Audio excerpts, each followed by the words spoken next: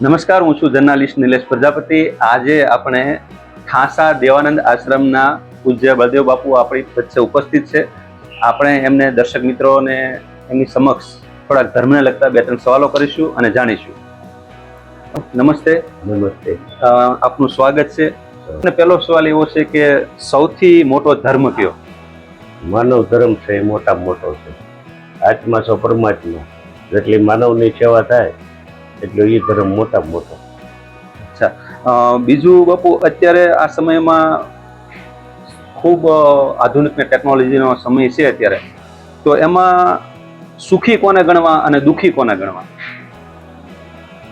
ભૌતિક સુખ તો ભાઈ એવું છે, જો કઈ પરમાર્થ ને એવું કરે તો એ સુખી થાય, અને કુમાર્ગે જાય તો એ પાછા દુઃખી થાય.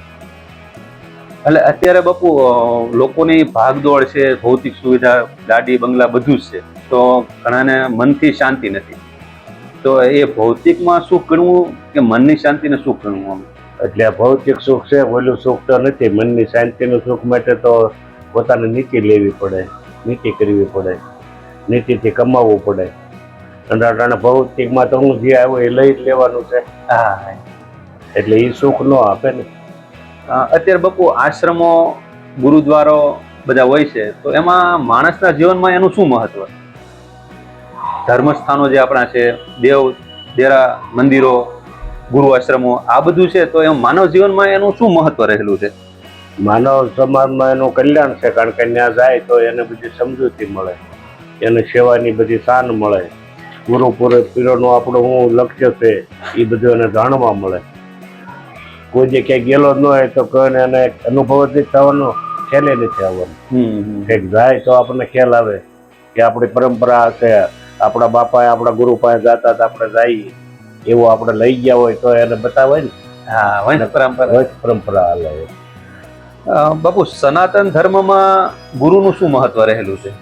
ગુરુનું બહુ મોટામાં મોટું મહત્વ છે. ગુરુ છે એ જ સારી બતાવી શકે, બીજાની કોઈની તાકાત નથી. આપણે ગમીને દોડીએ તો ગુરુ વિના તો આપણને કાંઈ મળવાનું જ નથી. અને ગુરુ દયા કેવલમ એ જ મોટામાં મોટી, પહેલી ગુરુની જ દયા. એની દયા થાય તો જ તમારા બાળક ખુલ્લા થાય, ત્યાં સુધી મારા ગયા કોઈ ખુલ્લો નથી. તો ગુરુ વગર માણસ મોક્ષનો અધિકારી ના બની શકે? ન બની શકે. તો કારણ કે એને ગુરુ તો લેવા જ પડે. એટલે એ માર્ગે જવા માટે ગુરુ તો જોઈએ, માધ્યમ તો જોઈએ. માધ્યમ સિવાય માણસ કોઈ આગળ જઈ જ નથી શકતો. ભલે ગુરુ તો એક માધ્યમ તો થાય. પછી પોતાની આત્મ શક્તિ જે હોય મહેનત કરે, પણ ગુરુનો તો માધ્યમ તો બને. સનાતન ધર્મનું આમ ગુરુની દ્રષ્ટિએ શું મહત્વ રહેલું છે? ગુરુનું મોટામાં મોટું સનાતનમાં ગુરુ છે એ મહાન છે, કારણ કે ગુરુ છે એ જ આપણને માર્ગ આખો બતાવી શકે. ભગવાનનો શું માર્ગ છે, ક્યાં જવું, ત્યાં સુધી આપણે એમાં કોઈ ગતાગમ ન હોવું જોઈએ. તો બાપુ, અત્યારના સમયમાં તમે આપણે જોઈએ છીએ કે આમાં ગુરુ કઈ રીતે પારખવા, કે આ ગુરુ બનાવવા કે આને કઈ રીતે બનાવવા? આમાં એનું શું માપ? તો એની સેવા કરે પછી એનો આપણને રીતભાઈ આપણને જે નક્કી થાય એની પરથી ખ્યાલ આવે. અને અટાણે તો યુગ એવો છે એટલે આમાં માણસ અપડાઈ જાય. તો એની કઈ પારાશીસી ઓળખ ખરી ગુરુની, કે આવા આનો રેણી કેણી? એની રેણી કેણી ઉપર એનું મોટું પારખ છે. એની રેણી કેણી ઉપર માણસ જો નજર કરે તો ખ્યાલ આવી જાય આ મહાપુરુષ છે. માણસે પોતાના કલ્યાણ કરવા માટે અથવા તો પોતાના આત્મા ઉદ્ધાર કરવા માટે શું કરવું જોઈએ? બસ ભગવાનનું ભજન જ કરવાનું. નામ સ્મરણ છે, કોઈ ગુરુએ આપેલું સ્મરણ હોય એ કરે તો આ જીવનો ઉદ્ધાર થાય. સ્મરણ આપણે ગમે એટલું જપીએ તો એનો કોઈ ઉદ્ધાર નથી. ગુરુ નામ સ્મરણ પછી ગમે એ આપે એને જીવનો ઉદ્ધાર. તો જીવનમાં ગુરુનું મહત્વ, ગુરુ મોટા ગણવા કે ભગવાનને મોટા ગણવા? ગુરુ મોટા, મહાન. ભગવાનથી પણ ગુરુ મહાન. બાંધેલો એને ભગવાનને ન છોડાય, એને તો ગુરુ પાસે જ જવું પડે. મોક્ષ માટે ગુરુનું સાનિધ્ય લેવું પડે. તો અત્યારે બાપુ આધુનિક યુગ છે, ટેકનોલોજીનો યુગ છે, સોશિયલ મીડિયાનો યુગ છે, તો એમાં સનાતન ધર્મને બચાવવા માટે અથવા તો એના પ્રચાર માટે એ આ માધ્યમ, અત્યારનો સમય કેવો છે? અત્યારનો સમય બહુ સારો છે. આ યુગ જેવો કોઈ યુગ નથી.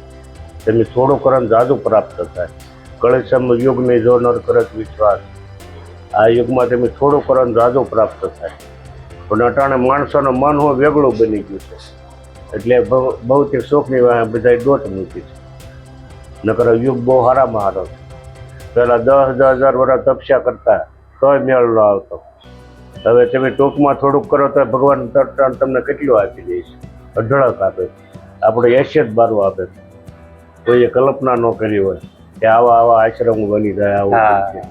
પણ ઈ ભલે થોડી તપસ્યા કરી તો ભગવાનની દયા ને, એટલે આની જેવો યુગ એકોય નહીં. બાપુ અત્યારે દાંપત્ય જીવનમાં સુખી થવા માટે અથવા તો સારું દાંપત્ય જીવન જીવવા માટે શું કરી શકાય? એમાં તો હું બેનો વિચાર હરખો હોય, સારો હોય તો માણસ સહી સુખેથી રહીને આનંદ કરી શકે, ભક્તિમય જીવન ઉભે. અત્યારે કુટુંબ વ્યવસ્થા જે છે એ અત્યારે જોઈએ છીએ આપણે કે સોશિયલ મીડિયાના માધ્યમથી મોબાઈલના યુગમાં ટેકનોલોજી ક્રાંતિ ખૂબ સારી આવી, તો એના લીધે વ્યવહારિક જીવનમાં, સામાજિક જીવનમાં સંબંધો થવા, તૂટવા, આવું બધું ધીરે ધીરે બહુ વધતું જાય છે અને આડી લાઈન થોડી વધતી જાય અમુક ઉંમરે. તો એના કંટ્રોલ માટે શું કરી શકાય? ધર્મ એમાં કઈ રીતે માધ્યમ બની શકે? એમાં ધર્મ માધ્ય બની શકે. જો કાયમિક આપણે મંદિરે જતા હોય, આશ્રમે જતા હોય તો આપણો વિચાર કરે. કારણ કે આ તો અટાણે બે સુખ છે, તમે બે એમાં સારું થઈ શકે છે, ખરાબે થાય છે અને સારું થાય છે. અટાણા મોબાઈલ આ મીડિયા માધ્યમ જોવો તો એ ખરાબમાં એટલું છે અને સારામાં એટલું છે. જે માણસ સારા વિચારોથી કાર્ય કરે છે એની માટે સારું છે. તો આ હતા આપણે બાપુ સાથેની મુલાકાત સાથેના કેટલાક સવાલો, અને આપને આમાં સંતોષ થયો છે એવો મને પણ આશાવાદ છે. ધન્યવાદ.